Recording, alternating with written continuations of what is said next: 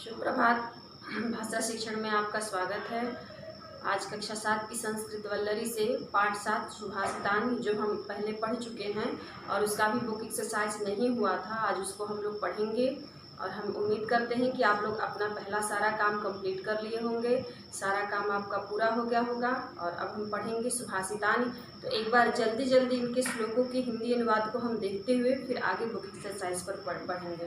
तो पहला श्लोक आपका है, उद्यमः साहसं धैर्यं बुद्धि शक्ति पराक्रमः खडेते यत्र वर्तन्ते तत्र सहायकृत विभुः। तो इसका एक बार हिंदी अनुवाद फिर से जान लीजिए। उद्यमः मतलब परिश्रम, साहसम मतलब साहस, धैर्य मतलब धीरज, बुद्धि मतलब बुद्धि, शक्ति पराक्रम, खडेते। अब ये दो शब्दों को मिला के खडेते बना है। यहाँ देखिए, खड प्लस एते, जब इनको एक साथ जोड़ दिया गया है तो ये बन गया है खडेते। ठीक है, इसका मतलब हो गया, खड का मतलब होता है छह, खड का मतलब होता है छह और एते का मतलब हो गया यह। तो यह छह, कौन से छह? अब ये देखिए 1 2 3 4 5 6, ये छह हो गया ना। तो क्या है ये? पहला क्या है? परिश्रम, साहस, धीरज, बुद्धि, शक्ति और पराक्रम। ये छह जहाँ वर्तन्ते विद्यमान होते हैं, तत्र वहाँ सहायकृत विभुः वहाँ ईश्वर सहायता करते हैं। परिश्रम, साहस, धीरज, बुद्धि, शक्ति और पराक्रम, ये छह जहाँ विद्यमान होते हैं वहाँ सहायकृत विभुः वहाँ ईश्वर स्वयं सहायता करते हैं। ये कहाँ विद्यमान होंगे? ये किसी व्यक्ति के गुण हैं, मनुष्य के गुण हैं। अगर हम सभी व्यक्तियों में इस प्रकार के छह गुण होंगे तो ईश्वर हमारी अवश्य ही सहायता करेंगे। दूसरा श्लोक देखिए, पुस्तकस्थातु या विद्या परहस्तगतं धनम कार्यकाले समुत्पन्ने न सा विद्या न तद धनम। पुस्तकस्थातु या विद्या, जिसकी विद्या सिर्फ पुस्तकों में हो, जिसका धन दूसरे के हाथ में। परहस्तगतम, परहस्तगतम का मतलब दूसरे के हाथ में गया हुआ। देखिए एक में मिला दिया गया है ना, परहस्तगतम, परहस्तगतम। तो यहाँ देखिए एक शब्द पर है, दूसरा हस्त है, तीसरा गतम है। पर का मतलब हो गया दूसरा, यानी किसी अन्य व्यक्ति के। हस्त मतलब हाथ, गतम का मतलब हो गया गया हुआ, गया हुआ। तो जब इस एक साथ इसका जब हम हिंदी अर्थ लिखेंगे तो क्या लिखेंगे? दूसरे के हाथ में गया हुआ।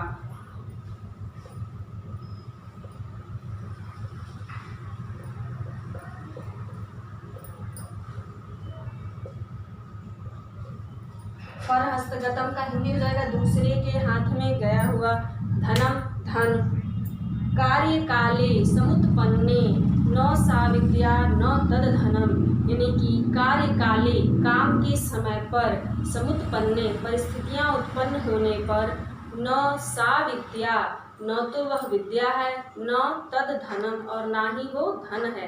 यानी कि जो ज्ञान सिर्फ किताबों में भरी हो और जो धन दूसरे के हाथ में हो, वह परिस्थिति आने पर किसी काम का नहीं होता है, यानी वो बेकार धन है और ऐसा ज्ञान भी बेकार है जिसका सदुपयोग जीवन में न हो सके। तीसरा श्लोक देखिए, माता शत्रु पिता बैरी ये न बालो पाठितः न शोभते सभा मध्य हंस मध्य बपो यथा। अब किताब भी खोल के रखे रहिएगा अपने आगे। माता शत्रु पिता बैरी, माता शत्रु है। अब कैसी माता शत्रु है और कैसे पिता बैरी हैं? ये न बालो पाठितः, क्या कह रहा है? ये मतलब हो गया जो, न मतलब नहीं, बालो मतलब अपने बच्चों को,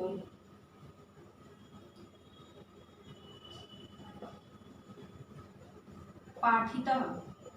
देखिए पठतः और पाठितः दोनों अलग अलग शब्द हैं। पठतः होगा तो पढ़ता है और पाठितः मतलब पढ़ाता है। अब यहाँ एक चीज देखिएगा, यहाँ अगर हम व्याकरण की दृष्टि से देखते हैं तो ये पाठितः लिखा गया है। पाठिता, अब माता और पिता दोनों है ना, तो द्विवचन के कर्ता हो गए, इसीलिए यहाँ पाठिता भी द्विवचन का लिखा गया है।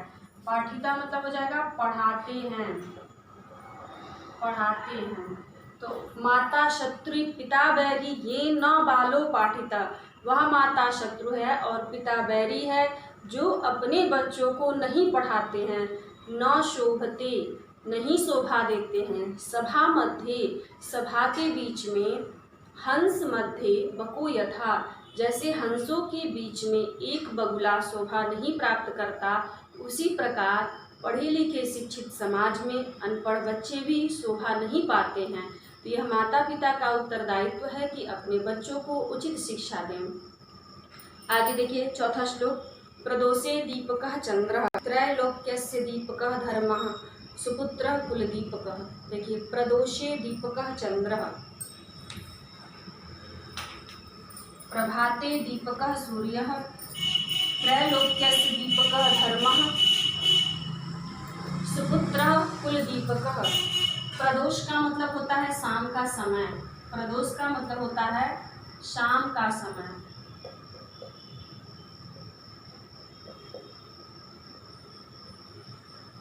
और यहाँ चंद्र का मतलब हो गया चंद्रमा।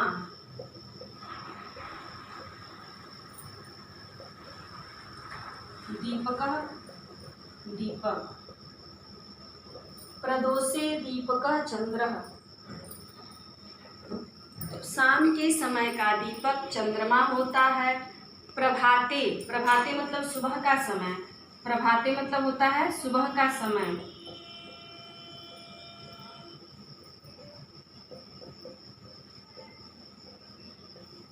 प्रभाते मतलब सुबह का समय। प्रभाते दीपक, सुबह का दीपक। रवि, रवि लिखा गया है ना, तो रवि क्या है? सूर्य की पर्यायवाची में हम रवि पढ़ते हैं। रवि मतलब सूर्य। तो शाम का दीपक चंद्रमा है, सुबह का दीपक सूर्य है। त्रैलोक्यस्य दीपकः धर्मः, त्रैलोक्य मतलब तीनों लोकों का दीपक धर्म है। तो इसीलिए व्यक्ति को कहा जाता है धार्मिक कार्यों को करो, धर्म को करो, अपने धर्म का अनुसरण करो, क्योंकि जो धर्म है वो हमारे लिए तीनों लोकों में दीपक का काम करता है। और सुपुत्रस्य कुलदीपकः, और एक सुपुत्रस्य कुलदीपकः, सुपुत्रः कुलदीपकः। सुपुत्रः, सु मतलब अच्छा और संस्कारी, पुत्र मतलब पुत्र, कुलदीपकः कुल का दीपक। एक संस्कारी पुत्र अपने पूरे कुल का दीपक होता है। आगे है दृष्टिपूतम न्यसेत पादम, वस्त्रपूतम जलम पीबेत, सत्यपूतम वदेद वाचम, मनःपूतम समाचरेत। अपनी पुस्तक में श्लोकों को देखते रहिएगा। दृष्टिपूतम न्यसेत पादम, पूतम का मतलब होता है पवित्र, न्यसेत होता है रखें।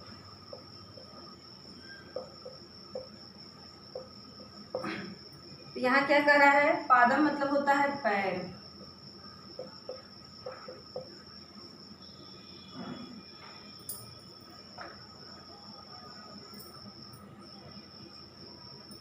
कह रहा है दृष्टिपूतम न्यसेत पादम, अपने पैरों को कैसा रखें? पवित्र रखें। दृष्टिपूतम, दृष्टि का मतलब क्या होता है? देख कर चलना। तो जब आप रास्ते पे चलते हैं तो देख कर चलें। कैसे देख कर चलें? कि रास्ते में चलते समय आपके पैरों के नीचे कोई जीव जंतु ना आ जाए, कोई हिंसा ना हो जाए। तो आप अपने पैरों को कैसे, और साफ जगह चलेंगे, सफाई से चलेंगे तो आपके पैर पवित्र रहेंगे, साफ रहेंगे। तो दृष्टिपूतम न्यसेत पादम, यानी कि पैरों को रखते समय देख कर रखें। दृष्टि के द्वारा देखकर ही पैरों को पवित्र रखें। वस्त्रपूतम जलम पिबेत, पिबेत का मतलब होता है पिए। पिबेत का हिंदी अर्थ होता है, पा धातु का रूप है पिबेत मतलब पिए।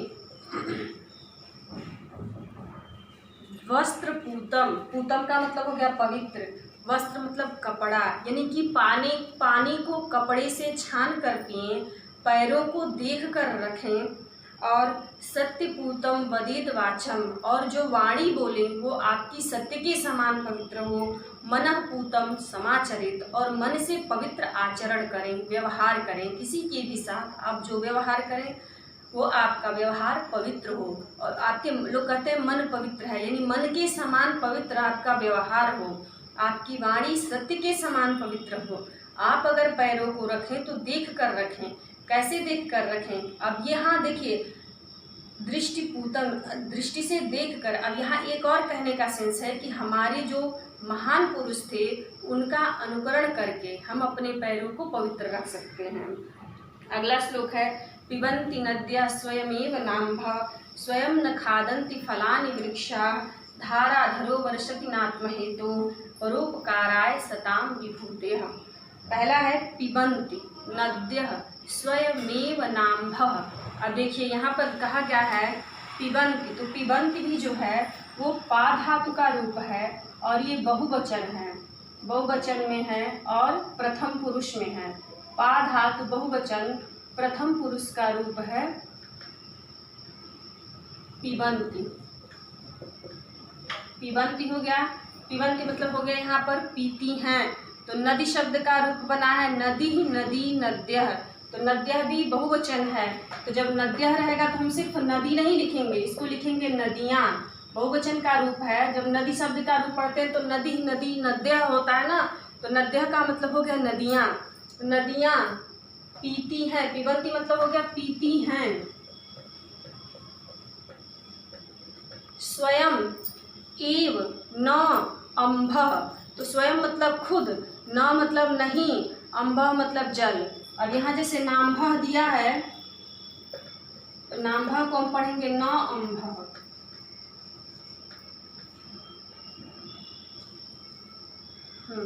न अम्भः, न मतलब नहीं, अम्भः मतलब हो गया जल। नदियाँ अपना जल स्वयं नहीं पीती हैं। स्वयं न खादन्ति, खादन्ति खाद धातु का है, वृक्षाः यानी वृक्ष नहीं खाते हैं। क्या नहीं खाते? फलान, फलानी, अब जैसे फलम, फले, फलान, नपुंसक लिंग, फल जो है वो नपुंसक लिंग में इसका रूप चलता है, तो फलम, फले, फलानी ऐसे रूप बनता है। फलानी मतलब फलों को, वृक्षाः मतलब पेड़, न खादन्ति नहीं खाते, यानी नदियाँ अपना जल नहीं पीती हैं, पेड़ अपना फल नहीं खाते हैं। धाराधरो वर्षति न आत्महेतोः, धाराधरो मतलब हो गया बादल, वर्षति मतलब बरसते हैं, न मतलब नहीं, आत्महेतो, आत्म मतलब अपने, हेतु माने लिए, के लिए, यानी कि बादल अपने लिए वर्षा नहीं करते हैं। परोपकाराय सताम विभूतयः, सताम मतलब सज्जन, सताम का मतलब क्या होता है? सज्जन। विभूतियाँ मतलब होता है संपत्तियाँ।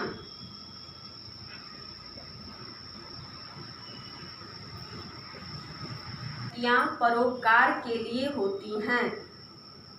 परोपकाराय सताम विभूतयः, सताम मतलब सज्जनों की, विभूतियाँ मतलब संपत्तियाँ किस लिए होती हैं? परोपकाराय, काराय मतलब परोपकार के लिए। तो आपका ये भी लास्ट वाला श्लोक क्लियर हो गया होगा। पिबन्ति नद्यः स्वयमेव नाम्भः स्वयं न खादन्ति फलानि वृक्षाः धाराधरो वर्षति नात्महेतो परोपकाराय सताम विभूतयः। नदियाँ अपना जल स्वयं नहीं पीती हैं, फल पेड़ अपने फलों को स्वयं नहीं खाते हैं, बादल अपने लिए वर्षा नहीं करते हैं, और परोपकारियों का धन, सज्जनों का धन परोपकार के लिए होता है। तो इस श्लोक को पढ़ने से हमको यही शिक्षा मिलती है कि हम भी अपने जीवन में परोपकारी बने, अपने लिए भी हम धनोपार्जन करें, अपने लिए भी ज्ञानार्जन करें और आवश्यकता पड़ने पर औरों की भी सहायता करें। अब बुक एक्सरसाइज का जरा पहला प्रश्न देख लीजिए, अपनी बुक में देखिएगा। पहला है, आप वर्ड मीनिंग को बुक से लर्न कर लीजिएगा। देखिए, एक पदेन उत्तरत, एक पद में उत्तर दें, एक शब्द में। कीदृशम धनम कार्य काले न उपयुज्यते, कीदृशम धनम, तो किस प्रकार का धन समय पड़ने पर काम नहीं आता। तो अभी श्लोक में हम पढ़े थे ना, परहस्तगतम, परहस्तगतम यानी दूसरे के हाथ में गया हुआ धन समय पड़ने पर काम नहीं आता है। दूसरा है प्रभाते कः दीपकः अस्ति, सुबह का दीपक कौन होता है? तो सुबह का दीपक रवि, सूर्य होता है। ठीक है। तीसरा प्रश्न है, कुलस्य दीपकः कः भवति, कुल का दीपक कौन होता है? तो हम यहाँ पढ़े हैं सुपुत्रः कुल दीपकः, सुपुत्र, सुपुत्र जो है वो अपने पूरे कुल का दीपक होता है। उसके बाद अगला प्रश्न है, त्रैलोक्ये कः दीपकः भवति, तीनों लोगों का दीपक कौन होता है? तो तीनों लोगों का दीपक धर्म होता है, धर्मः त्रैलोक्यस्य दीपकः। अगला है कि दृशम जलम पिबेत। तो अभी हम पढ़े ना, वस्त्रपूतम जलम पिबेत, वस्त्रपूतम। अगला क्या है आपका, किम समाचरित, कैसा आचरण करे। तो मनः पूतम समाचरित, मनः पूतम। सताम विभूतयः किमर्थम भवन्ति, सताम विभूतयः किमर्थम भवन्ति। सज्जनों की संपत्तियां किस लिए होती हैं। सताम विभूतयः परोपकाराय, परोपकार के लिए होती हैं। परोपकाराय सताम विभूतयः, सज्जनों की संपत्तियां परोपकार के लिए होती हैं। ये आपका पहला प्रश्न था। दूसरा प्रश्न दिया है पूर्ण वाक्येन उत्तरत्, पूर्ण वाक्य में उत्तर दीजिए। पहला प्रश्न है विभुः कुत्र सहायताम करोति।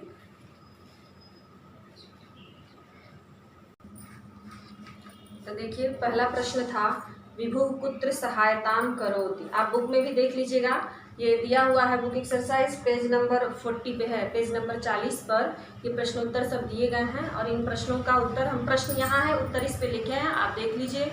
और आपको अटैचमेंट भी दिया जाएगा, उसको अपनी कॉपी में लिखेंगे। पहला है विभुः कुत्र सहायताम करोति। उद्यमः साहसं धैर्यं बुद्धि शक्ति पराक्रमः खडयेति यत्र वर्तन्ते तत्र विभुः सहायताम करोति। ये पहले प्रश्न का आंसर आप लिखेंगे। दूसरा प्रश्न है हंस मध्ये कः न शोभते। तो हंसों के बीच में कौन नहीं शोभा देता है। हंस मध्ये बकः न शोभते, हंसों के बीच में बगुला नहीं शोभा देता है। तीसरा है कार्यकाले समुत्पन्ने कीदृशी विद्या विद्या न भवति। देखिए कार्यकाले समुत्पन्ने पुस्तकस्था विद्या विद्या न भवति। अगला प्रश्न है हंस मध्ये कः न शोभते। तो हंस मध्ये बकः न शोभते, ये प्रश्न 2 बार हो गया है। चौथा प्रश्न है सभा मध्ये कः न शोभते। सभा के बीच में कौन नहीं शोभा पाता है। सभा मध्ये अपाठितः बालः न शोभते। अनपढ़ बच्चे सभा के बीच में शोभा नहीं पाते हैं। अगला है कीदृशं वाचं वदेत्, कीदृशीं वाचं वदेत्। तो सत्यपूतं वाचं वदेत्। आगे अगला प्रश्न है पादं कथं न्यसेत्। पादं दृष्टिपूतं न्यसेत्। नद्यः किमर्थं वहन्ति। नद्यः परोपकारार्थं वहन्ति। तो ये आपके जो संस्कृत के प्रश्न दिए गए हैं इनका ये उत्तर है। इनको आप अपनी कॉपी में लिखिएगा और इसको याद करने की कोशिश करिएगा। जो हिंदी अनुवाद श्लोकों का है उसको भी अच्छे से याद करिए और ये संस्कृत के प्रश्नोत्तरों को भी याद करिएगा। इसके बाद का जो बुक एक्सरसाइज है वो हम अब अगले वीडियो में करेंगे।